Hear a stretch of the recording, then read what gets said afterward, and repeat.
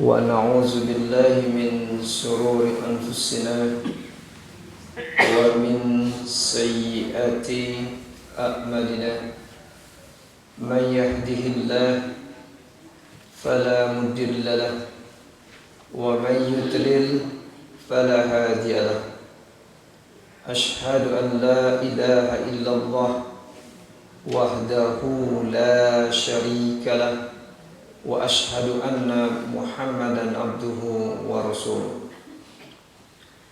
يا أيها الذين آمنوا اتقوا الله حق تقاته ولا تموتن إلا وأنتم مسلمون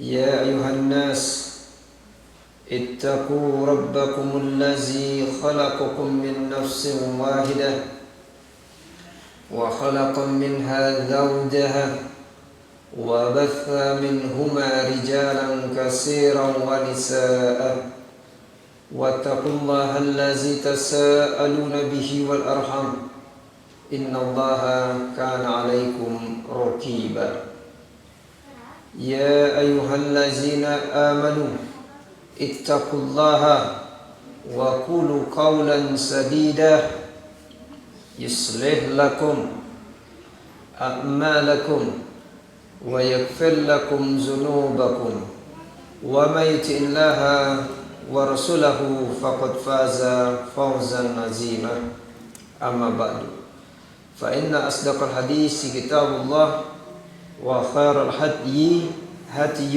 محمد صلى الله عليه وسلم.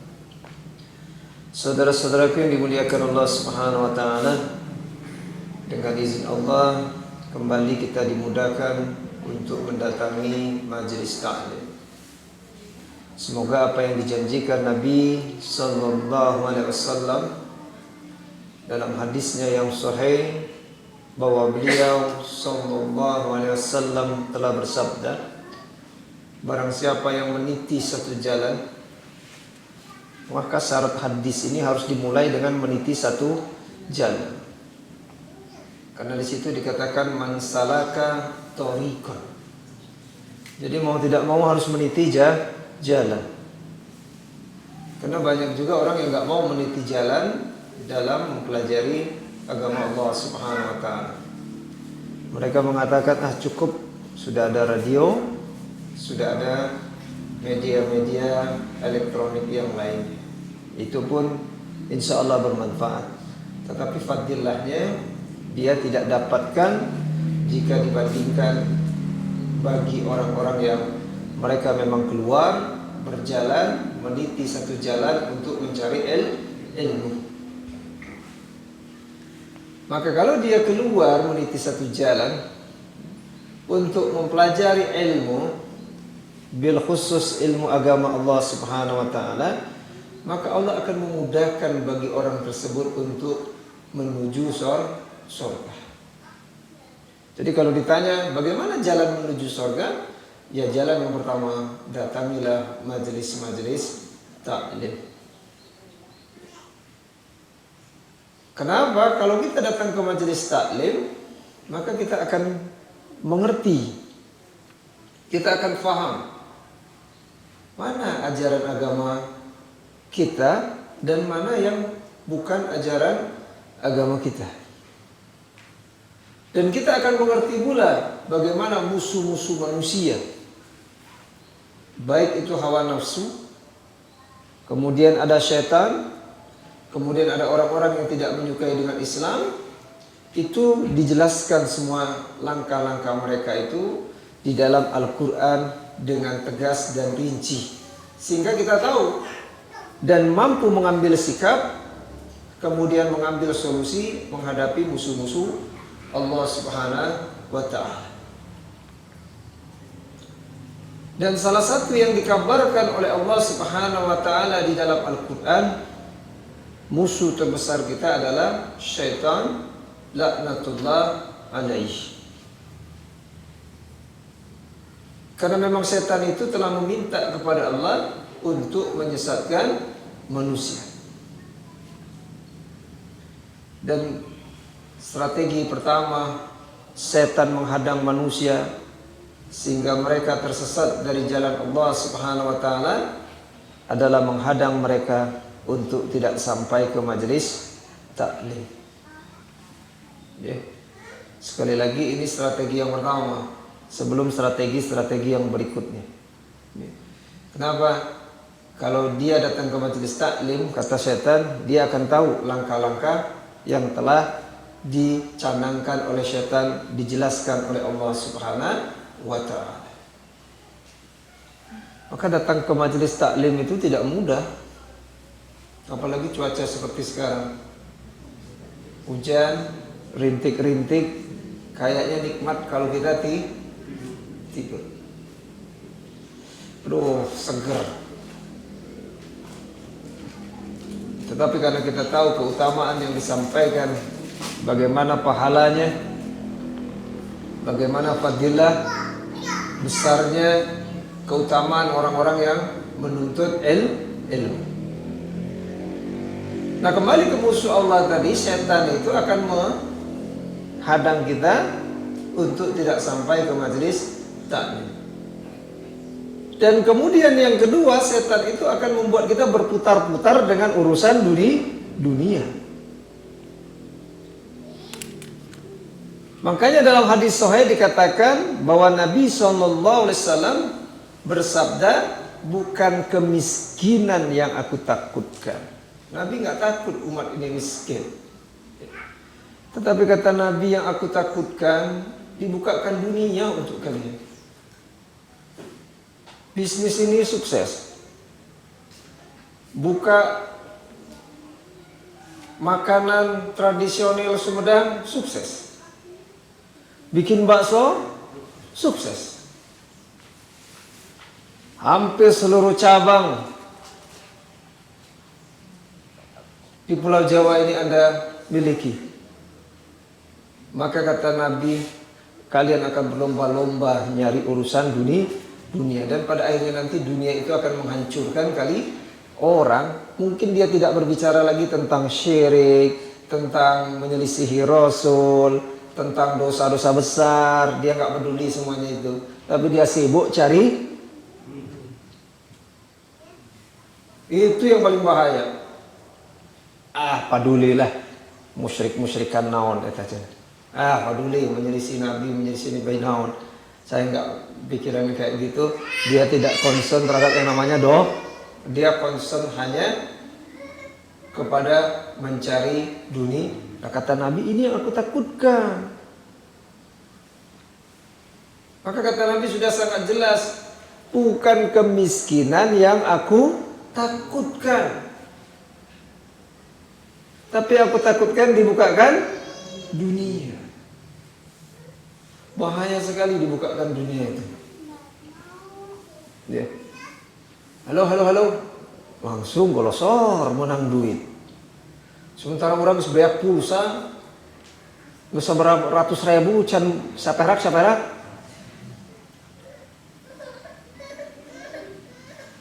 Kemudian dia buka makanan tradisional. Sekarang kan udah siap-siap rest area. Ting rest area teh KB ayeuna teh aya rest area. Bisnis jagung bakar payu. Seblak itu gara-gara teu boga minyak kapungkurna sih. Jadi asal usul seblak cenah ting bener ting teu. Itu yang mau masak nggak punya minyak aya wae akhirnya jadi seblak. Payu dagang seblak. Ini kata Nabi yang aku takutkan. Akhirnya kita berkonsentrasi dengan urusan dunia. Sehingga dunia tadi menghancurkan kalian. Maka setan telah mengatakan dalam sebuah hadis, ya, dijelaskan oleh Nabi SAW, ketika Nabi SAW dibangkitkan, itu kan bala tentara setan kan datang kepada setan, kepada bos, dengan mengatakan telah dibangkitkan seorang nabi. Ya. Karena kalau dibangkitkan seorang nabi kan pemimpin sudah datang. Karena di dalam kehidupan dunia ini ada dua saja, Ada Hizbullah, ada Hizbu Syaitan. Hizbullah dipimpin oleh para nabi dan rasul, Hizbu Syaitan dipimpin oleh para syaitan dan para pengikutnya. Oh, kalau begitu ada pesaing nanti katanya. Tetapi iblis tadi mengatakan dengan enteng, dengan mudah membalikkan pertanyaan kepada anak buahnya tadi. Apa pertanyaannya? Ayuhibbunad dunya? Itu orang-orang masih suka dunia enggak? Apa jawabannya? Kalau kita ditanya, ibu masih suka dunia? Kalau enggak masih berarti maut. Siapa yang enggak suka dunia? Ayuhibbunad dunya?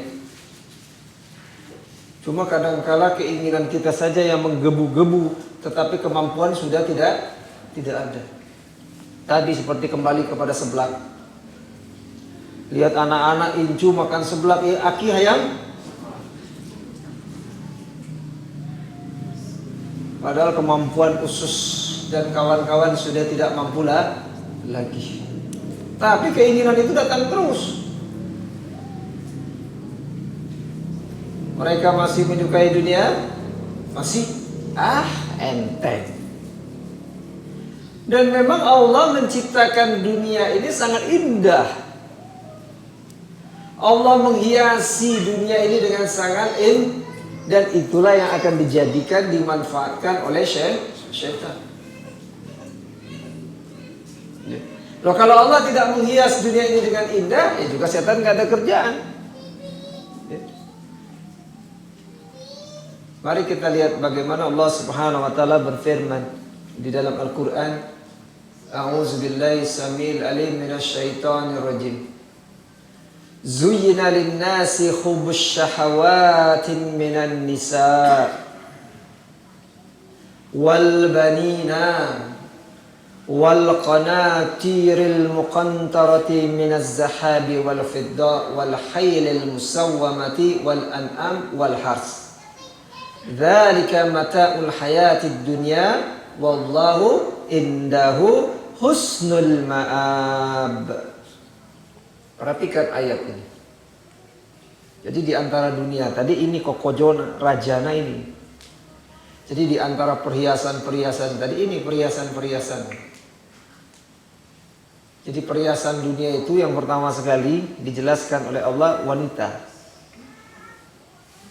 Wanita, kalau dibicarakan wanita juga laki-laki. Ya kalau nggak ada wanita nggak ada laki. Nah yang berikutnya perhiasannya itu anak-anak. Maka orang kan sangat berbangga dengan anak. Nggak aneh nanti kalau kita lagi kumpul keluarga.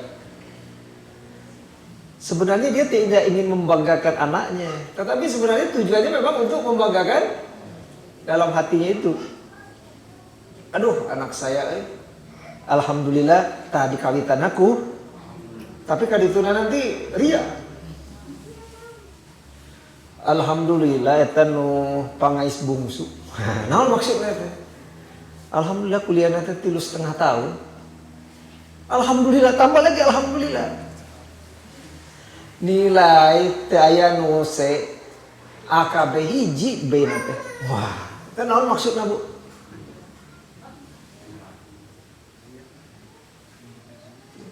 Alhamdulillah lagi tambah lagi, Allah. Yang paling parah ada teman itu yang suka main judi. Alhamdulillah kenging cenah. Masya Allah. Ai mana judi pakai alhamdulillah.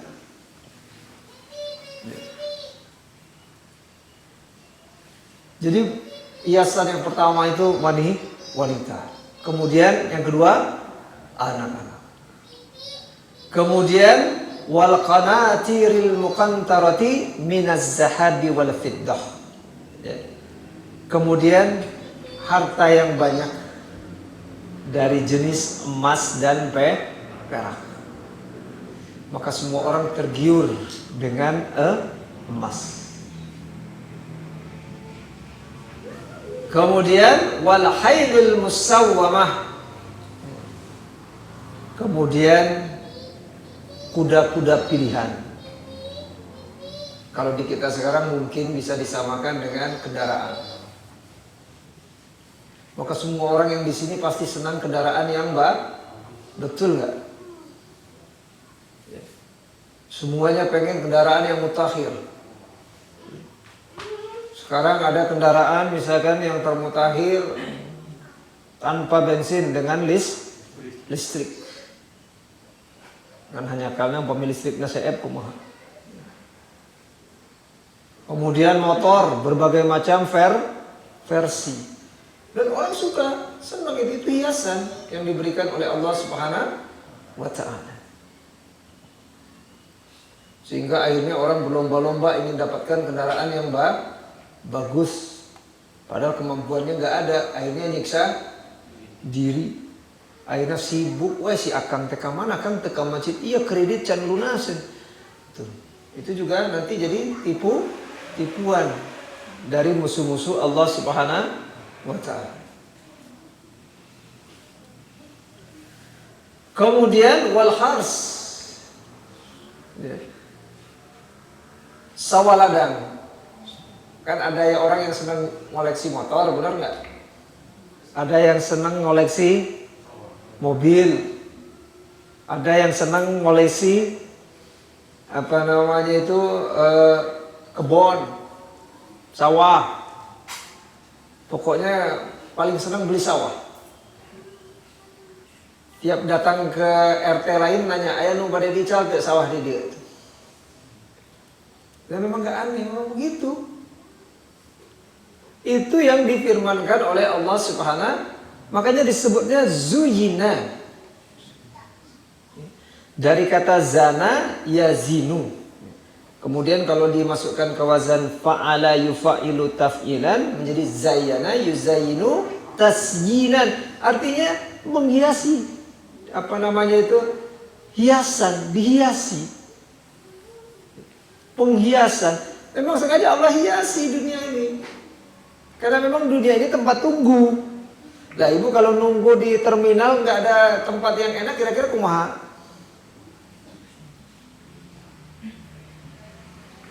Kita datang ke terminal yang ada cuma WC doang, kumaha? Sekarang kan dibikin nyaman. Ada supermarketnya. Kemudian juga ada, kemarin saya pulang dari Jogja. Kan sekarang lewat utara, tol to tol. Alhamdulillah tol kita memang unik. Yang namanya jalan tol itu kan biasanya mulus. Ini jalan tol orang kudu nyincet kiri nyincet.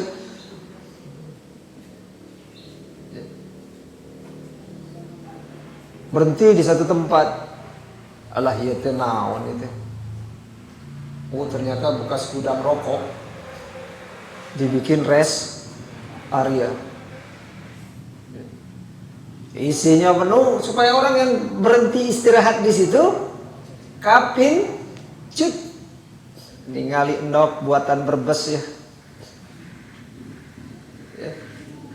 Macam-macam versi.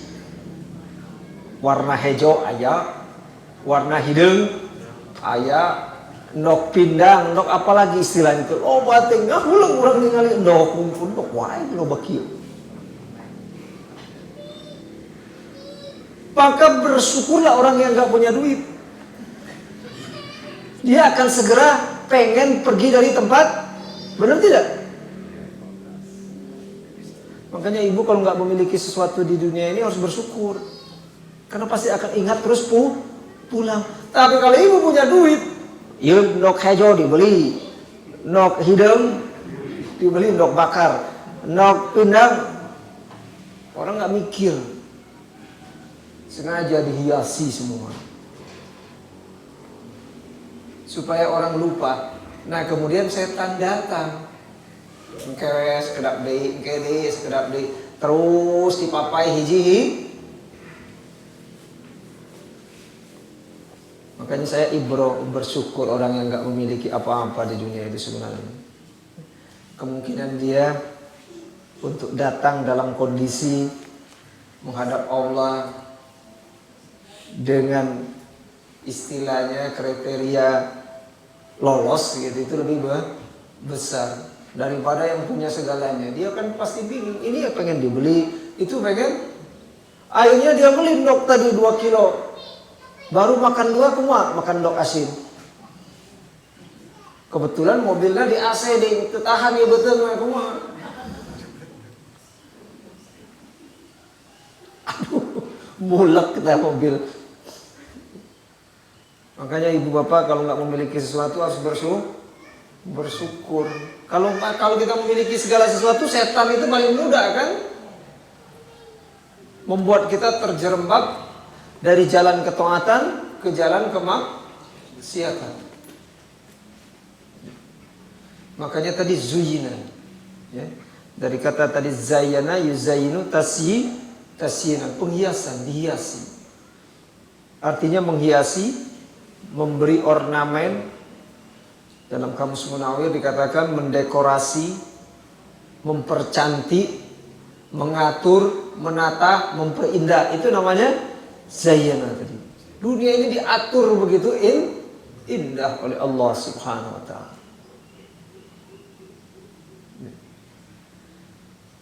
Kemudian masuk ke wazan untuk fi'il madi majhul. Menjadi zuyina, artinya dihiasi bagi manusia. Apa bagi manusia tadi? Yang pertama tadi apa? Wanita. Bu, kalau nunggu di terminal nunggu jeung entok kumaha? Ya Pak Haji nunggu jeung entok jeung embe. Asa ningali embe teh lieur, urang teh ningali embe ya ningali entok. Tapi begitu kiri kanannya ditemani oleh seorang wanita kumaha? Maka Pak Haji tidak merasa lagi dia sudah tua. Dia merasa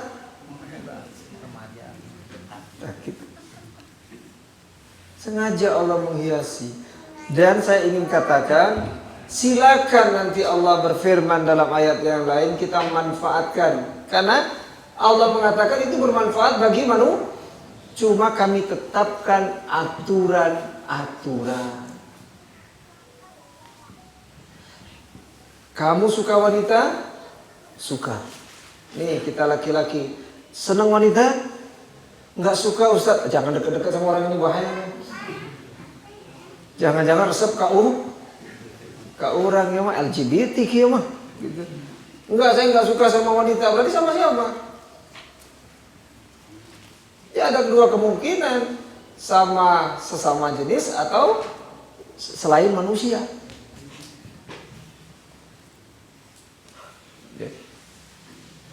Anda suka dengan wanita, laki-laki suka dengan perempuan, suka ya Allah.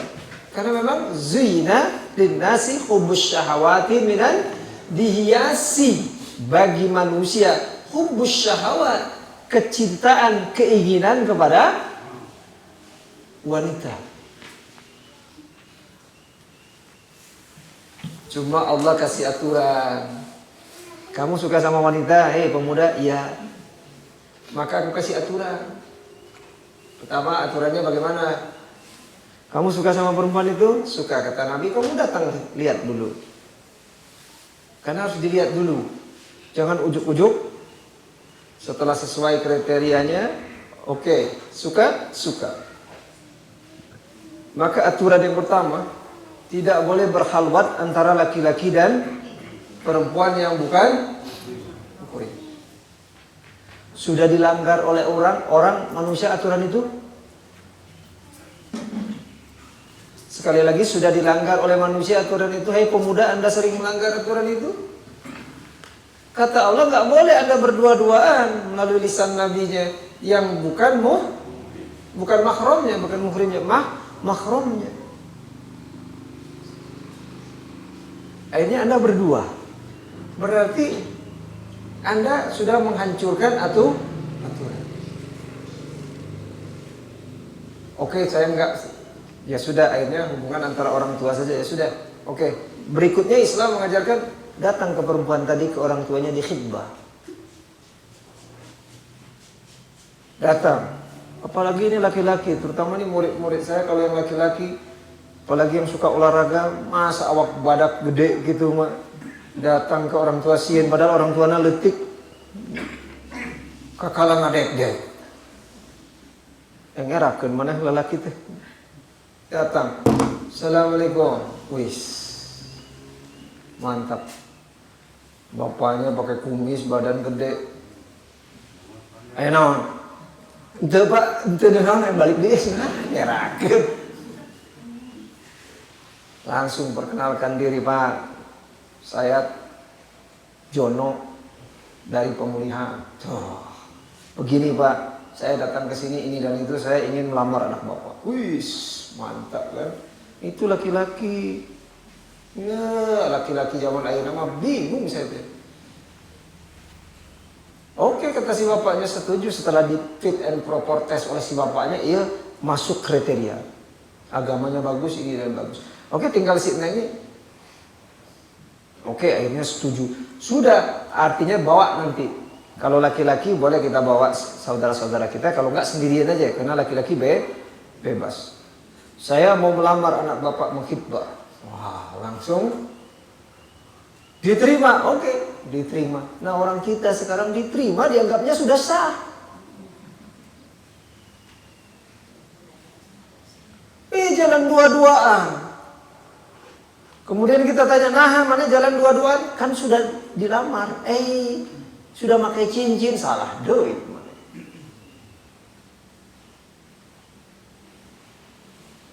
Enggak, langsung saja datang. Minggu depan datang. Ijab qabul. Ternyata Anda dapatkan maaf, memang wanita ini seorang perawan. Setelah ijab qabul, Anda nggak boleh langsung kabur. Kalau nggak ada keperluan yang mendadak, ada aturan. Kata Nabi, kalau perawan seminggu diamna, kalau janda 3 poe. Woi, bapak kamari seberapa minggu? Itu aturan.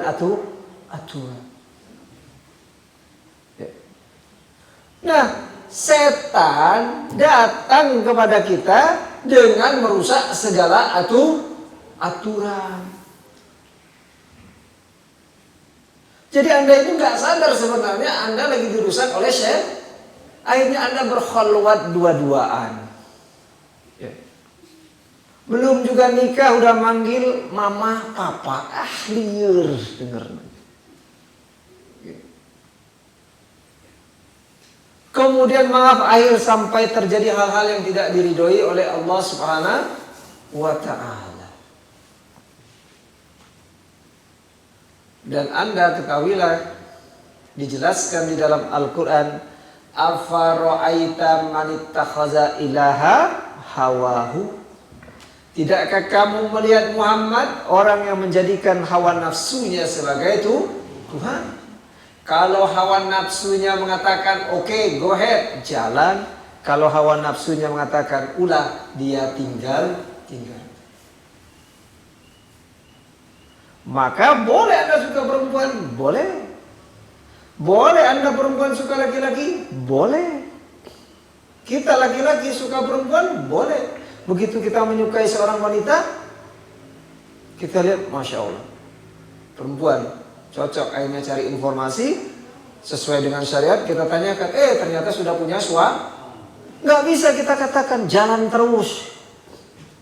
Beda sama perempuan, dia bisa jalan terus. Maaf ya, bukan mendukung suami. Jadi slotnya masih terbuka. Wah, halus ya, Ustaz, sapa godos mungkin, sapa godos deh. Begitupun kita menyukai emas perak, ada tata caranya. Begitupun kita menyukai anak-anak kita, ada tata caranya. Begitupun kita menyukai yang namanya tadi kendaraan, binatang ternak, sawah ladang, ada aturan. Maka orang mukmin dia terkait dengan aturan. Makanya Nabi SAW bersabda, ad-dunya sitnul mu'mini wa jannatul kafir. Dunia itu penjara bagi orang mukmin Dan dunia itu sorga bagi orang kafir. Nanti kita bacakan sarah hadisnya. Pada kesimpulannya, orang mukmin tidak boleh melampiaskan hawa nafsunya kecuali sesuai dengan aturan. Sedangkan orang kafir, no problem, dia tidak mengerti tentang aturan. Pokoknya selagi janur kuning, apa maksudnya itu? Belum masih milik bersama, Masya Allah itu. Dia terkait dengan aturan. Makanya Imam Munawi berkata, wakila, ada yang mengatakan, kata Imam Al-Munawi, al-mu'min, orang mukmin itu sarafa nafsahu an lazatiha faka'annahu fi sidni liman ilmaladhi anhu. Dikatakan penjara, kata Imam Al-Munawi, karena orang mukmin terhalang untuk melakukan syahwat. Jadi dipalingkan syahwatnya itu. Kalau tidak, apa bedanya lagi dengan orang kafir? Orang kafir begitu, Anda pun begitu. Ya. Jadi syahwatnya tadi, kata Imam Al-Munawi, dipalingkan. Ya. Karena dipalingkan untuk mendapatkan kenikmatan dunia tadi, karena harus ikut aturan, maka seolah-olah itulah yang disebut dengan di dalam penjara.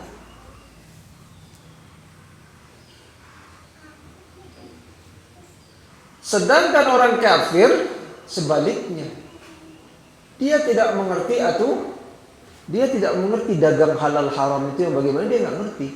Yang penting ada dalam pikirannya adalah untung. Makanya saya ingin katakan kepada Anda, ya, kita semua yang ada di sini, Anda boleh senang sama perempuan, boleh, tetapi ingat, kita lagi di penjara, hawa nafsu kita nggak boleh sembarangan kita.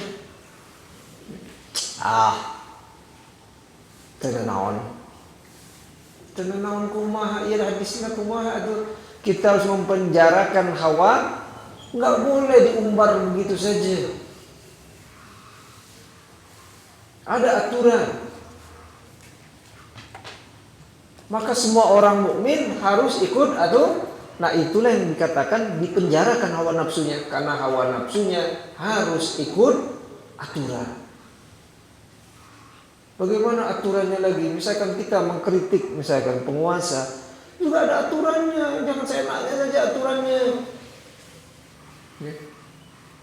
Aturannya sudah ditetapkan oleh syariat. Bagaimana kalau kita ingin mengkritik para pemimpin? Ada aturan, nggak bisa dengan like and dislike.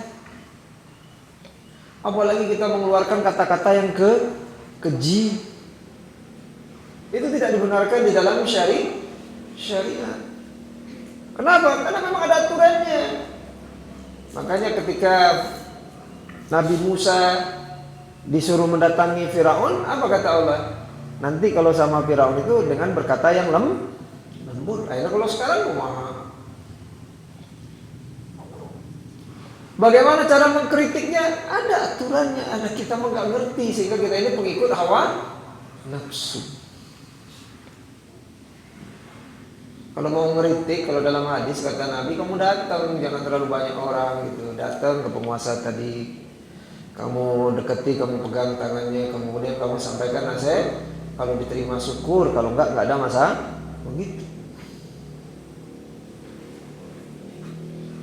Tetapi anehnya di satu sisi kita mengatakan kita ini membela agama Allah, tapi sebenarnya apa yang kita kerjakan bertentangan dengan syariat itu sendiri. Dan apalagi kalau misalkan ada seorang yang mengaku dianya ustadz, kiai, tapi mengeluarkan kata-kata yang keji. Bukankah Nabi menjadi panutan kita? Laqad kana lakum fi Rasulillahi uswatun. Pernah nggak Rasulullah mengeluarkan kata-kata yang keji, kotor, kasar? Nah, kalau ada orang yang mengaku dirinya ustaz, kiai, mengeluarkan kata-kata keji, kotor, kasar, kira-kira kumaha? Sebenarnya dia juga pengikut hawa, dia nggak ngerti aturan.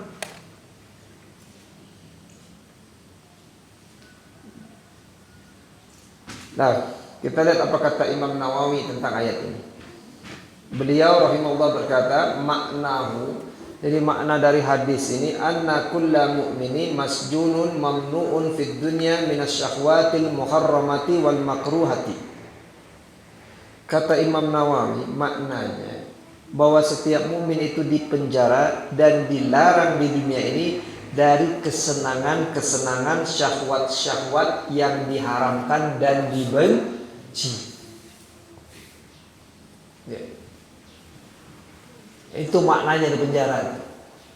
Sekali lagi, kata beliau rahimahullah, bahwa setiap mukmin itu dipenjara dan dilarang di dunia ini dari kesenangan-kesenangan dan syahwat-syahwat yang diharamkan dan dibenci. Seperti tadi, saya suka sama perempuan, saya harus harus mengikuti atau nggak bisa saya mengatakan yang penting suka sama suka. Saya senang sama anak juga ada aturannya. Saya senang sama emas, perak, artinya harta kekayaan juga harus ada aturannya. Orang kafir nggak ngerti itu. Mereka akan mencari sesuai dengan hawa nafsu. Tapi Islam mengajarkan kita harus sesuai aturan. Nah, bagaimana mau tahu aturan? Belajar getara. Belajar agama juga jarang, hancur sudah gitu.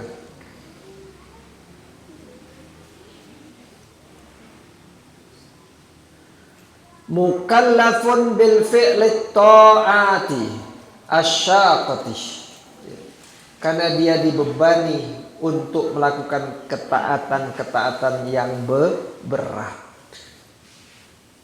Waduh, maaf, berat sekali. Nabi Yusuf ketika digoda oleh seorang perempuan itu berat sekali untuk bertahan di dalam ketaatan. Walaupun Nabi Yusuf sendiri senang sama perempuan itu juga senang sama Nabi Yusuf. Ia pemuda resep ka eta awewe teh resep ka pamu berat. Tetapi seperti tadi, kita harus tetap berada di dalam ketaatan. Ia mah banglas baik. Ya kalau seorang perempuan udah banglas, seorang laki-laki banglas, hancurlah sudah. Karena memang dunia ini sebenarnya urusannya berputar antara laki dan perempuan itu saja kan? Soal laki dan soal perempuan itu doang. Bagaimana kita melihat kemarin juga ada pejabat negara juga pengikut hawa nafsu. Kenapa? Dia suka newak sabu, tungtungna manehna sorangan main sabu, jadi kumaha itu. Sama anak buahnya lagi berpesta pora sabu. Karena dia nggak ngerti aturan yang harus diikuti oleh dia sebagai seorang, kalau seandainya dia beragama Islam.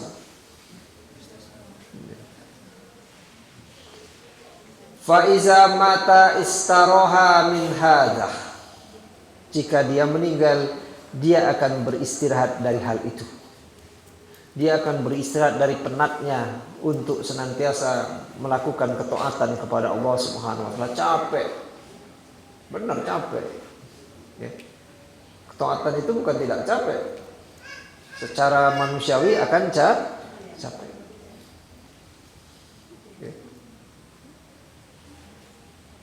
Wan qalaba ila ma'adallahu ta'ala lahu minan na'imi daimi, dan dia akan pulang kepada apa yang dijanjikan Allah berupa kenikmatan abadi dan kelapangan yang bersih dari cacat, warrohatil khalisati minan nuksani. Nah, orang mukmin begitu. Nah, nanti dibalik, dia sudah memenjarakan hawa nafsunya, di dunia ini jadi penjara, kayak di akhirat jadi. Nah, orang kafir dibalik, di dia surga, di itu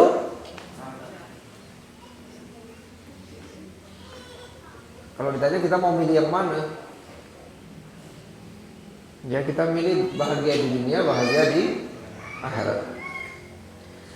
Wa ammal kafiru fa inna ma lahu min zalika ma khassala fid dunya ma qillatihi wa takdirihi bil munaghithati. Fa iza mata sara ila al azabid daimi wasaqa'il abadi. Sedangkan orang kafir, kata Imam Nawawi, ya, dia hanya akan mendapatkan dari kesenangan dunia yang dia peroleh, yang jumlahnya sedikit dan bercampur kesusahan dan penderitaan. Kita sudah sampaikan hadisnya, Bu. Bapak juga. Perbandingan antara dunia dan akhirat itu kumaha? Seperti kata Nabi, seseorang yang memasukkan jarinya ke laut, kemudian dia tarik, kemudian menetes tetesan-tetesan. Tak iya teh dunia, tak lautan itu adalah akhir. Ibu milih yang mana? Dua-dua, Ustaz. Tetes kenging, aduh, sorga ke. Nah kalau tetes nah yang kenging, sorga kenging, wayahna ikut atuh. Orang yang beribadah ikut aturan itu rezekinya dijamin oleh Allah Subhanahu wa ta'ala. Benar, itu dijamin oleh Allah Subhanahu wa ta'ala. Saya bukan apa namanya itu. Kemarin itu saya pulang. Aduh kayaknya enak nih makan alpukat nih. Kebayangnya ayam alpukat. Tadi pagi udah siap-siap mau ke sini, ada yang datang. Tasat alpukat, masya Allah, terus datang alpukat. Ternyata saudara kita yang ngasih fotoy panen tak. Alhamdulillah. Dan memang seperti itu. Sebenarnya Allah itu gampang sekali. Nggak perlu misalkan kita, ya Allah yang alpukat. Sejauh mana kedekatan kita dengan Allah Subhanahu wa ta'ala. Benar itu, saya pengen makan alpukat. Aduh ini makan alpukat tuh enak. Minimal alpukat itu kan bagus, karena katanya juga bisa untuk meredam kolesterol jahat. Ya, seminggu berapa kali lah, 1 kali gitu, setengah gitu. Pagi-pagi tadi benar, ya Allah, kan seperti itu. Jadi kalau urusan dunia, Anda pengen dapat yang setetes tadi dan juga dapat lautan, ikuti aturan.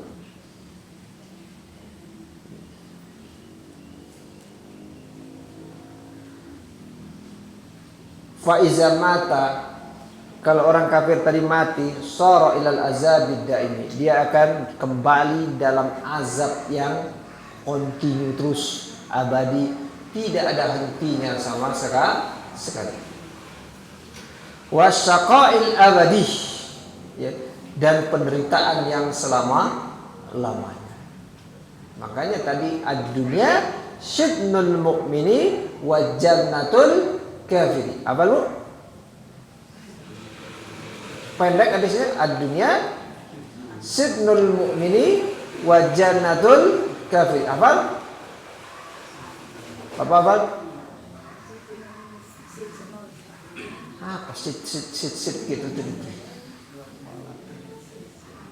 Dunia itu penjara bagi orang mukmin dan surga bagi orang. Nah, hadisnya ad-dunya syidnul mu'mini wal jannatul kafir. Hafal ya, Bu? Nah, tapi juga jangan salah pakai hadis nanti. Ya.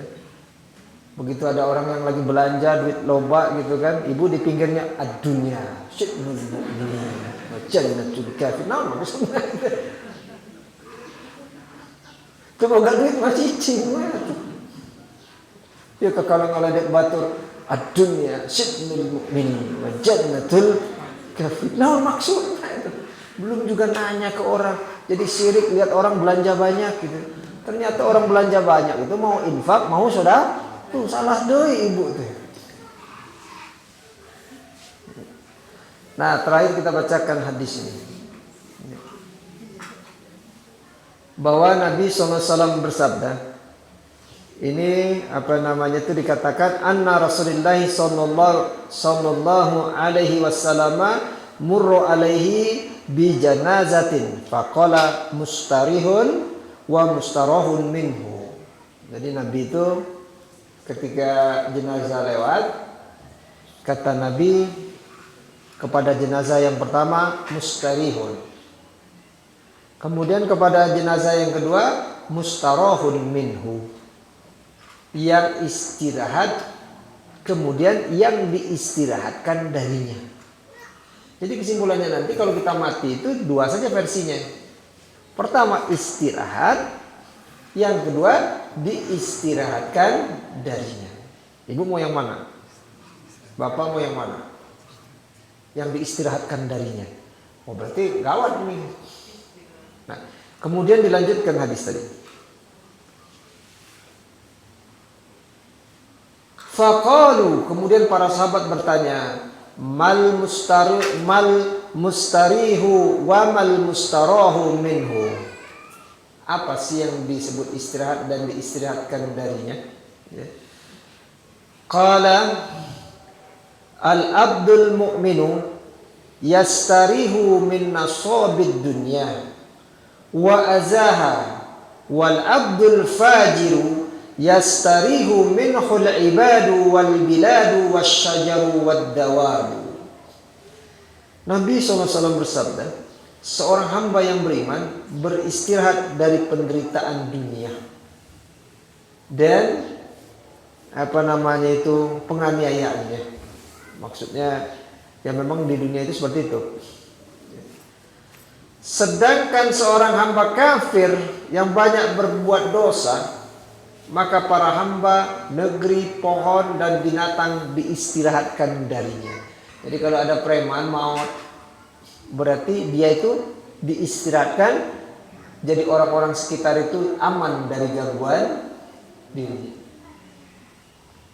Maka disebutnya diistirahatkan darinya. Mustarahun minhu. Sedangkan kalau mustarihun artinya diistirahatkan. Ya. Artinya seperti tadi orang mukmin mati itu diistirahatkan, sudah cukup selesai. Enggak perlu lagi sholat, enggak perlu lagi melakukan ketaatan. Nah itu artinya diistirahatkan. Ya. Sedangkan orang kafir itu diistirahatkan darinya. Seperti wasit, mimpin pertandingan, main bola. Kalau orang yang suka melakukan pelanggaran, kumaha? Kartu kuning, akhirnya kartu. Nah, istirahat mana kalau ngaco mana gitu. Dia main bola kakala jadi pesilat KB. Jadi main bola sukuna sampai ke kepala. Nah itu disebutnya diistirahatkan dari. Dan suatu saat kita hanya dapat dua predikat tadi. Kalau nggak istirahat, diistirahatkan darinya. Karena memang kita semua ini kan nunggu nih. Saya baru sadar juga, kita yang sudah umur 40 itu disebutnya lansia. Lanjut, kending orang Tenggis, lansia. Lanjut usia. Nah untuk yang lanjut usia, untuk mempertahankan kesehatannya tetap harus olahraga. Maka ada penelitian sedikit ya, ini urusan dunia, kalau ada yang udah umuran itu, dan dia juga harus sedikit training beban. Karena ototnya ini nggak boleh lari dari tempatnya nanti katanya. Nah nanti kalau otot itu masa ototnya berkurang, penyakitnya cepat. Jadi orang tua itu biasanya kan makin kurus, nah itu masa ototnya hilang, nah udah cepet dia sakit. Yang kedua, asupan gizinya harus lebih mantap. Kenapa? Karena kan sel-selnya banyak yang rusak, maka protein harus lebih banyak. Nah, yang geus kolot jarang makan ya, geus lah. Jika nama moal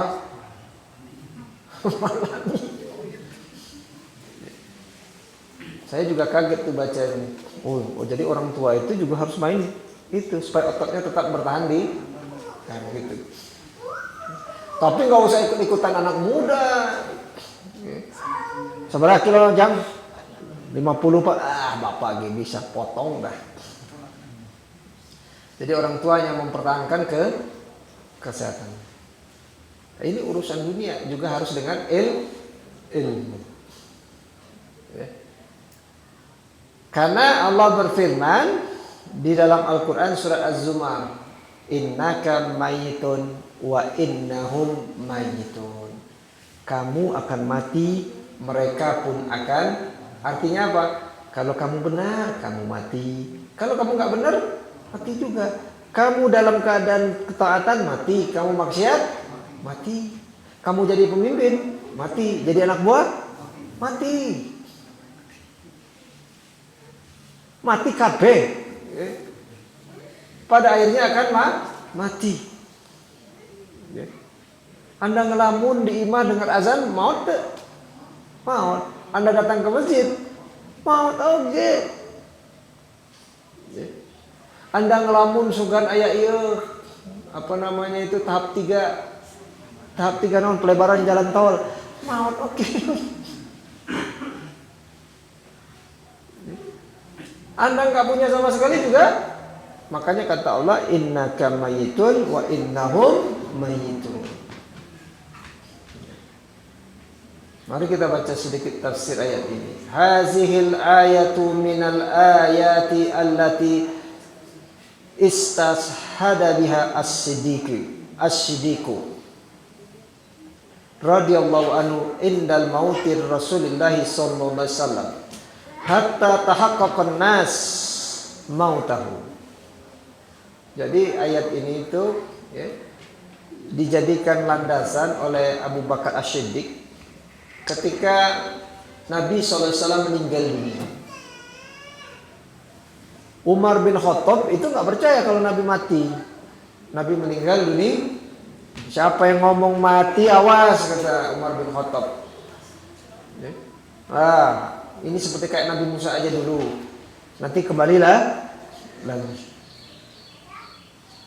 Tapi ketika Abu Bakar As-Siddiq masuk, kemudian Abu Bakar As-Siddiq bacakan ayat ini, innaka mayitun wa innahum mayitun. Kemudian dilanjutkan dengan ayat lain, wa ma Muhammadun illa rasul qad khalat min qablihi rusul afa in mata aw qutila in qalabtum ala aqabikum wa may yanqalib ala aqibahi fala yadurullaha syai'a wa sayajillahu syakirin.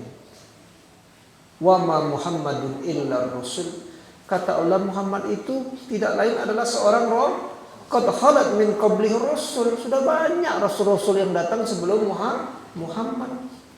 Afa in mata au qutila, kalau seandainya Muhammad itu mati atau terbunuh, in qalabtum ala aqabikum, kalian akan berbalik ke belakang. Nah, di situ Umar bin Khattab pada saat itu menangis ya. Karena memang mengetahui bahwa Nabi Muhammad SAW telah dipanggil oleh Allah Subhanahu wa taala. Ini artinya apa? Artinya Rasul juga, apalagi kita. Cuma beda kalau Rasul dulu ditawarkan oleh Allah Subhanahu wa taala ketika mau mati, mau sehat atau mau kembali. Akhirnya kata Nabi, kembali, Allahumma rafiqul a'la. Kalau kita Bu, nggak engap-engap tiba-tiba ditawarkan ibu yang hirup. Kumaha? Yang hirup dulu. Gitu. Nah, ini pelajaran, mau benar mati, nggak benar juga. Cuma matinya tadi hanya dua. Kalau nggak istirahat, diistirahatkan darinya. Kalau mau istirahat, gampang caranya. Jadikan dunia ini sebagai penjara. Maksudnya penjarakan hawa nafsu. Insya Allah kita akan mati dalam keadaan diistirahatkan, bukan diistirahatkan dari.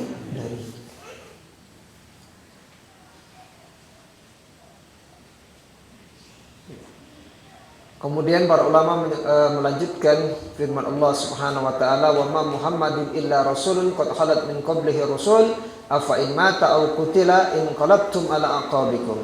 Wa makna hazihil ayati, satanqaluna min hazid dari la mahalata wa satatstami'una indallahi fid daril akhirah.